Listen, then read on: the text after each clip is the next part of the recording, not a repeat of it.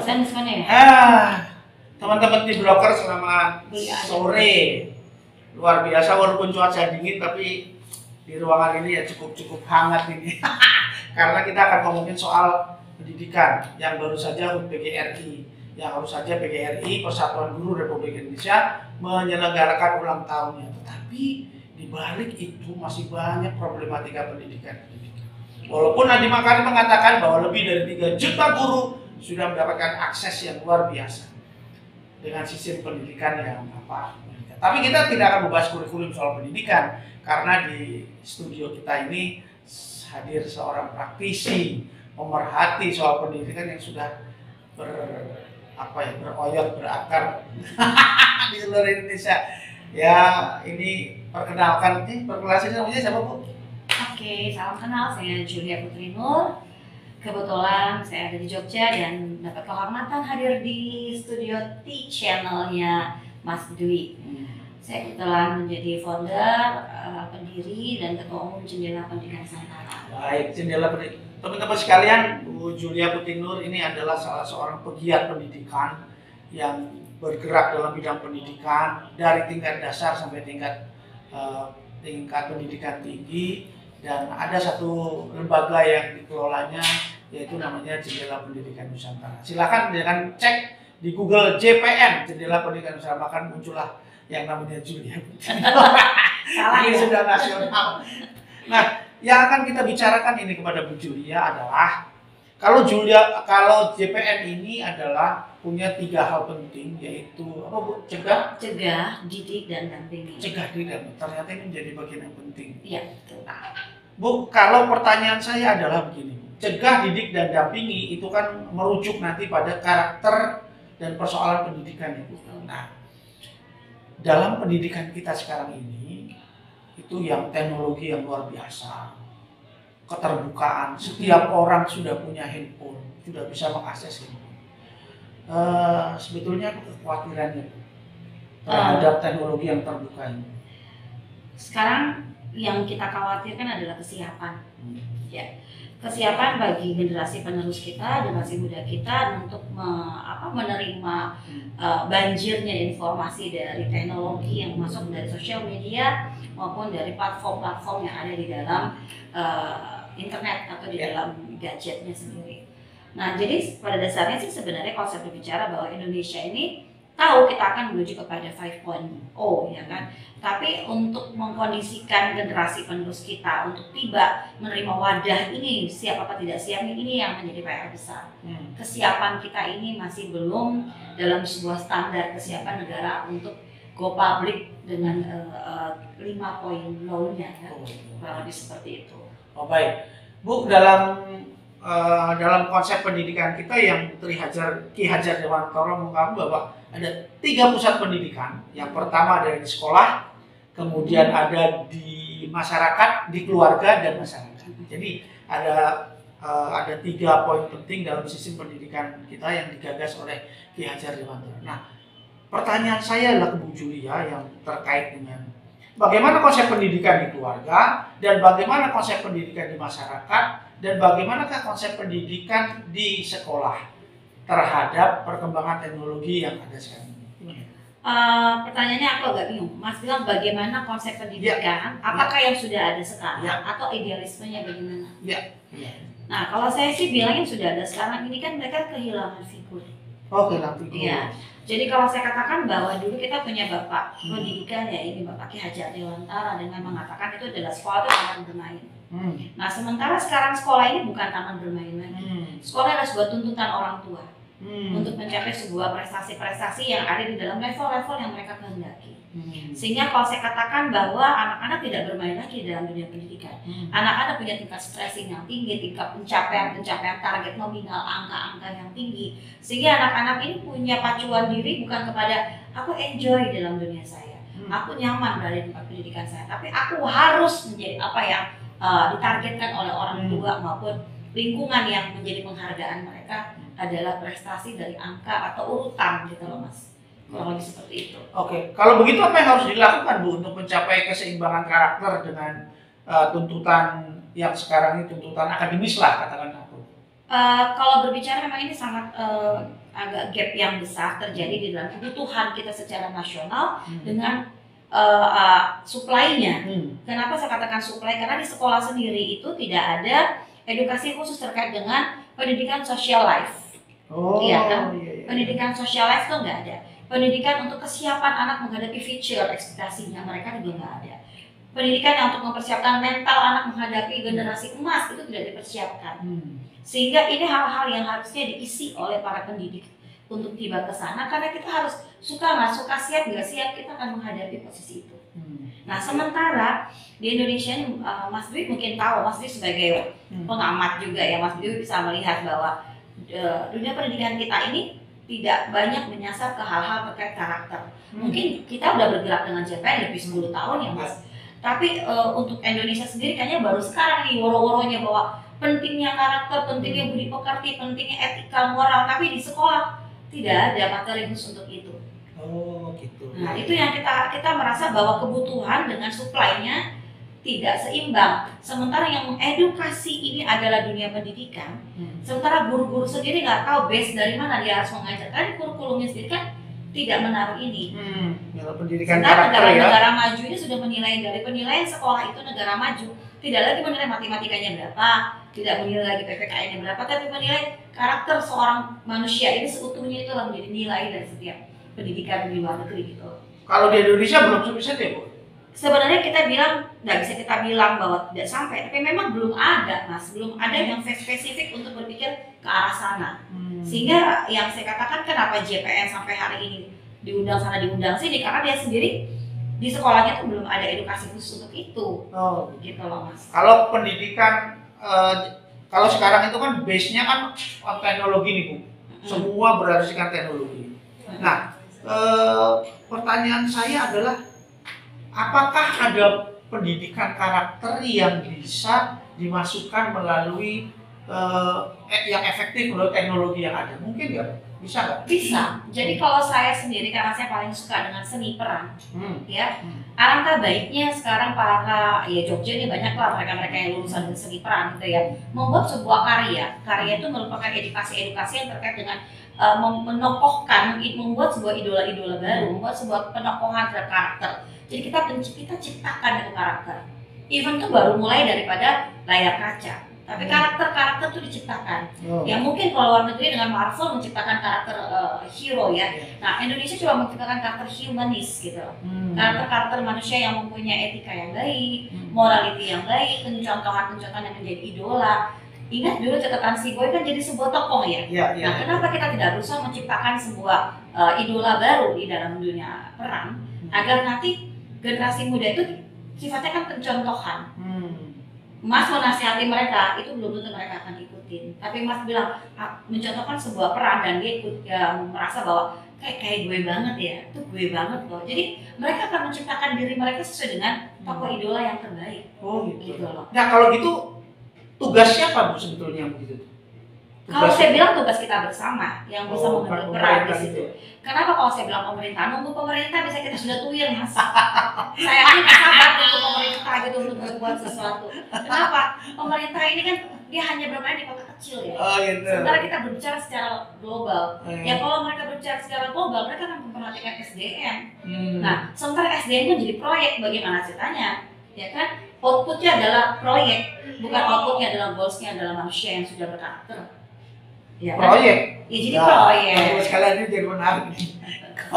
Jadi kok ada proyek? Kok ada proyek? Saya menunggu. Sebentar. Jadi menarik nih. Kok ada proyek di dunia apa? Di dunia pendidikan itu ada proyek itu maksudnya bisa lebih spesifik lagi nggak? Nggak bisa. Itu silakan dikaji sendiri ya.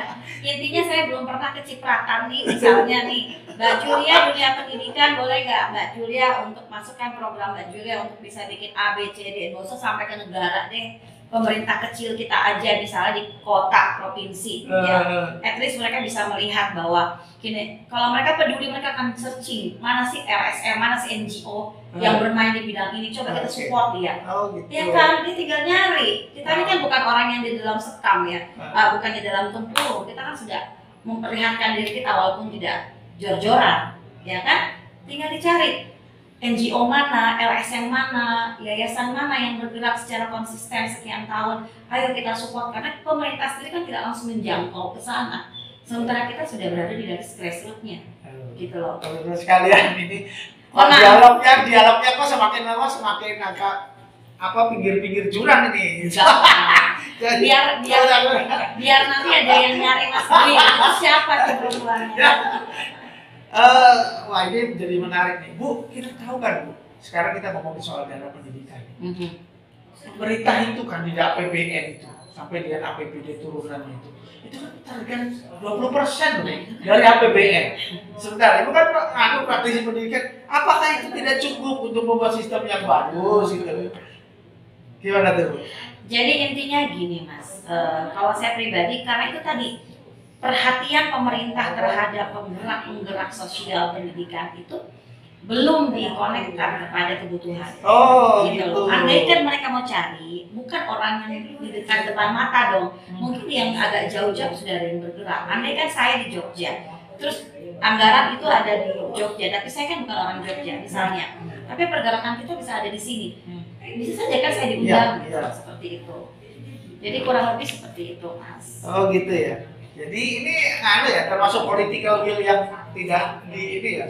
Jadi tidak ada kemauan dari pemerintah. Kan nggak ada kemauan, mungkin kurang paham. Wah rasanya gara-gara sedang Julia ini orang yang kritis, tapi dia sudah mau saya jebak ini supaya gitu. Baik Bu Julia. Pertanyaan berikutnya bukan pertanyaan, dan saya tuh masih ingin bertanya gitu mengenai beberapa hal, misalnya begini. Di dalam kita ini kan melihat ada banyak sekali masalah pendidikan. Pendidikan itu yang termasuk output pendidikan, yang ada anak dibullying, yang kemudian ada anak tawuran, bahkan sampai pendidikan tinggi pun itu terjadi beberapa kasus. Misalnya begini nih, saya punya data ini bahwa ada deretan kasus kekerasan seksual di dunia pendidikan loh. Ini ada di beberapa kampus. Kemudian di sini kita punya data lagi perlindungan perempuan anak, ada terjadi lebih dari 8.000 kasus kekerasan terhadap perempuan yang dilaporkan. Ini terjadi di keluarga. Ini kekerasan seksual di kampus dari tahun ke tahun ini. Ya, segala macam kita. Nah, Bu, sekarang saya mau tanya nih, Bu, yang pertanyaannya saya tadi itu bahwa output dari pendidikan kita itu apakah masih belum mampu untuk mencegah bullying, belum mampu untuk mencegah tawuran, belum mampu untuk itu. Gimana Bu komentarnya itu saat ini? Iya, kembali lagi Mas, sebenarnya saya ngomong ini tuh bukan berarti saya mau berbicara muter-muter di situ ya. Tapi kebutuhan setiap anak itu bukan sekedar dia paham akan bagaimana dia mendapatkan nilai tertinggi. Kebutuhan seorang anak itu bukan juga dia berkata bahwa nantinya ketika lo keluar dari SMA, masuk universitas yang mahal dan setelah sukses yang mahal, kamu kerja dengan perusahaan yang besar dan tanya gajimu akan dibayar berapa karena sekolahmu mahal. Ya kan, nggak seperti itu sebenarnya target kita. Sebagai orang tua dan para pendidik yang ada seputaran anak-anak didik, yang harus ditanamkan adalah anak ini menjadi human gitu, menjadi manusia seutuhnya. Kebutuhan manusia seutuhnya itu Mas, bukan hanya kebutuhan ilmu pendidikan, tapi ilmu terkait spiritual knowledge, ya kan, dan mentality knowledge, ya kan. Dia juga perlu tentang intelektualnya, itu bukan cuma sekedar intelektual akademisi, tapi bagaimana dengan secara sosiologi knowledge, ya kan. Dia butuh hal-hal yang sampai aku bilang love knowledge. Terkait dengan pemahaman cinta itu juga perlu Mas. Cinta itu bukan bilang bahwa dia harus affection kepada laki-laki perempuan, enggak. Tapi bagaimana dia bisa membuat sebuah penerapan tentang cinta itu lebih luas. Bagaimana berempati, bagaimana mencintai sekitarnya, mencintai diri sendiri dan mencintai kebutuhan dirinya, dan tidak menjadi orang konyol yang sedikit-sedikit mau menjadikan diri seorang korban dari segala hal. Ya kan, kita nggak perlu menjadikan diri kita tumbal. Kalau kita mencintai, berarti bukan menjadi cinta itu nggak ada yang mengorbankan apapun. Kalau pengorbanan boleh, tapi bukan konyol. Sehingga kekerasan-kekerasan seksual itu tidak perlu terjadi. Nah, rasa ketakutan terhadap orang yang lebih tinggi kekuasaan dan poweritas ini kan kadang-kadang orang nggak berani bicara Mas. Kita butuh ilmunya seorang dosen. Kita mau dong didatengin dosen itu melakukan apa saja misalnya, dan si anak ini nurut, kenapa? Butuh nilai. Nah itu kan peluang-peluang untuk mendapatkan pelecehan-pelecehan ketika dosen itu tidak beretika dan tidak bermoral. Nah bukan, kita nggak berbicara profesi ya, ini kekuasaan dan kebutuhan. Saat ada sebuah kekuasaan dan kita membutuhkan, kita kan masuk dari celah mana saja. Nah ini yang menjadi sebuah celah terjadinya pelecehan di situ, Mas. Ya, karena kita nggak siap menghadapi tekanan-tekanan sosial, di mana tekanan manusia lain terhadap kita pada kita membutuhkan. Kan kita harus jadi makhluk yang merdeka. Nggak ada yang boleh menekan kita, Mas, dalam konteks dan butuh apapun. Gitu. Bu, kalau begitu saya jadi berpikir, gara-gara ngobrol sama Bu Julia, saya jadi berpikir. Yang pertama, Bu, dari 78 tahun Indonesia merdeka, apakah Indonesia, sistem pendidikan Indonesia ini sudah seperti kata Bu Julia itu memanusiakan manusia? Ya. Sudah kan? Ini kan kita ini kan LSM nih. Kita lihat apakah pendidikan kita selama 78 tahun merdeka ini sudah menghasilkan manusia yang memanusiakan manusia. Sekarang sebenarnya kita tidak usah berbicara ke saya, Mas. Mas, tadi kan contoh kasus itu banyak ya. Jangan hanya Julia, karena juga sebagian kecil dari pemerhati yang ada di Indonesia ini. Tapi begitu banyak mata yang memandang Indonesia ini, dan begitu banyak orang yang ketakutan dengan anak-anaknya terjadi hal-hal di luar daripada yang orang tua anggap aman, secure ya dalam sebuah lingkungan yang aman, tapi tidak terjadi keamanan di sana, dan anak pulang jadi apa? Anak pulang jadi mayat, anak pulang jadi kenapa? Contoh banyak, belajar tempat kos, di tempat kos dibunuh, coba. Iya, kasus seperti itu kan ketika kita jadi orang tua, mana mau kita melepas anak kita untuk kos, ya kan? Karena saking banyaknya hal-hal yang tidak kita bisa antisipasi. Nah, jadi saya bilang pentingnya pemerintah untuk sekarang peduli. Bukan saya katakan bahwa ini bermain bahwa anggaran banyak, Mas, tapi mau diapakan ini anggaran? Nggak usah membuat anggaran itu dimulai dengan orang yang tidak paham. Misalnya gini, anggaran banyak di pemerintah, tapi yang dikasih ada tukang becak dekat kantor. Kamu aja deh, karena kamu dekat, kamu bisa kok kita bantu. Tapi bukan karena kompetensinya gitu ya, bukan? Bukan karena potensi dan bukan karena kompetensi dan kemampuan, tapi lebih kepada mungkin ini mohon maaf karena karena saya berharap pemerintah itu lebih peka mencari para pejuang penggerak yang memang punya idealisme. Saya nggak bilang harus ke JPN. Begitu banyaknya pemerintah ini harus buka mata bahwa kita ini ada loh, gitu loh. Kita ini sudah ada jauh sebelum pemerintah menggaungkan ini. Cuman kita ini bergerak dinamis dan mandiri. Nah, menggelontorkan anggaran untuk apa? Kita udah berjalan, tinggal lihat sesuai kayak yang kita jalankan dengan program pemerintah. Kalau sesuai, kenapa bukan orang-orang tersebut jadi support? Ya kan? Karena membantu perpanjangan tangan program-program yang sudah digarisbawahi oleh pemerintah untuk dituntaskan. Nah, sementara kita bukan dari nol, kita sudah mulai sekian %, gitu loh. Nah, itu yang kita maksud. Lebih peka, lebih aware, lebih menggandeng para pemerhati dan para LSM di luar sini, di luar dari istana ya, agar kiranya bisa melihat siapa sih yang sudah berjalan. Katanya kompetisinya jelas gitu loh, Mas. Oke, teman-teman sekalian, tidak terasa nih hampir 20 menit kita ngobrol di sini. Tapi ada satu poin beberapa poin yang saya garis bawahi, Bu Julia. Yang pertama adalah bahwa apakah betul paradigma sekarang sekolah itu merupakan bagian dari tuntutan orang tua, bukan dari bagaimana mengelaborasi kemampuan anak. Ini catatan saya.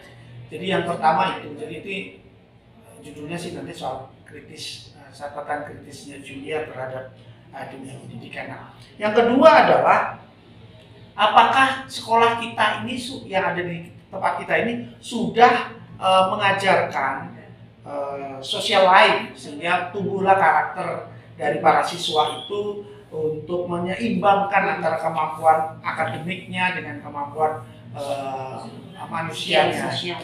Kemudian yang ketiga adalah Ibu Julia sebagai salah seorang praktisi pendidikan belum melihat bahwa pendidikan yang ada di tempat kita adalah pendidikan yang memanusiakan manusia. Jadi gitu. Sehingga ada banyak faktor.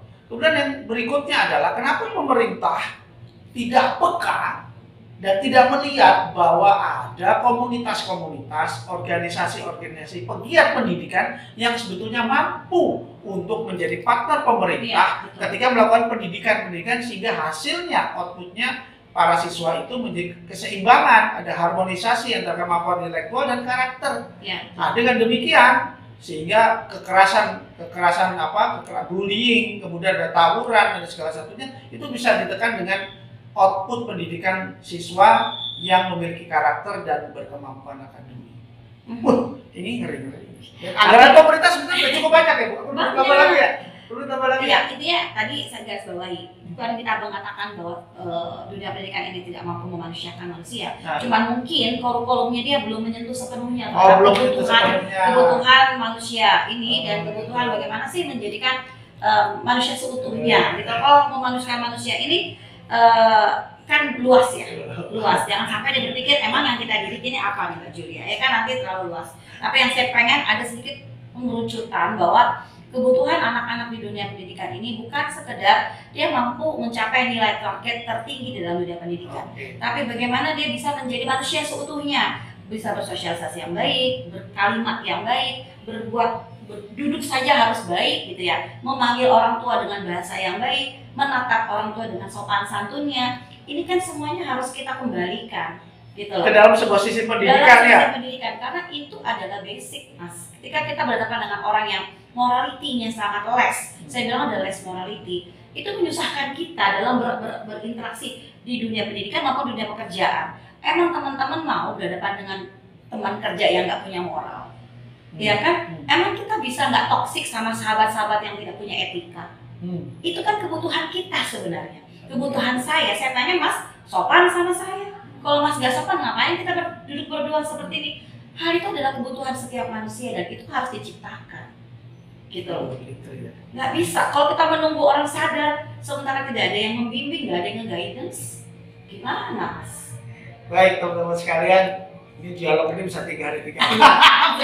Karena Bu Julia kan udah ngomong soal pendidikan, wah semuanya mau dikeluarin gitu. Gemes ya?